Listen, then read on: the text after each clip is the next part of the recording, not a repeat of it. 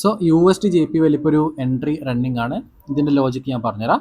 ഇവിടെ ഇപ്പോൾ നമ്മൾ 1 ഹവറിലേക്ക് നോക്കിക്കഴിഞ്ഞാൽ ഇതാണ് സി ആർ ടി ഹൈ വരുന്നത്. ഈ ഒരു ക്യാൻഡലിൻ്റെ ഹൈ ആണ് സി ആർ ടി ഹൈ വരുന്നത്. ആൻഡ് ഇതാണ് ആ ക്യാൻഡിൽ ലോ ആണ് നമുക്ക് സി ആർ ടി ലോ.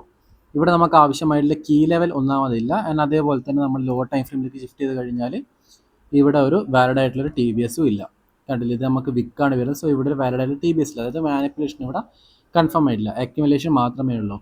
ആ മാനിപ്പുലേഷൻ ഇല്ലാത്തത് കൊണ്ട് തന്നെ നമ്മൾ 1 ഹവറിലേക്ക് നോക്കിക്കഴിഞ്ഞാൽ ഇവിടെ ഒരു കീ ലെവൽ ഉണ്ട്. കണ്ടില്ലേ, ഈ ഒരു എഫ് ഇ ജി ആണ് നമുക്ക് കീ ലെവലായി വരുന്നത്.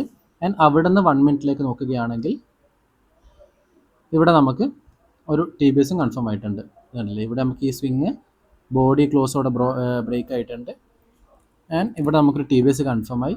അതിൻ്റെ കൂടെ ഒരു ഫോളോ അപ്പ് ക്യാൻഡിൽ വന്നു. ഇവിടെ നമുക്ക് എൻട്രി കൺഫേം ആയി.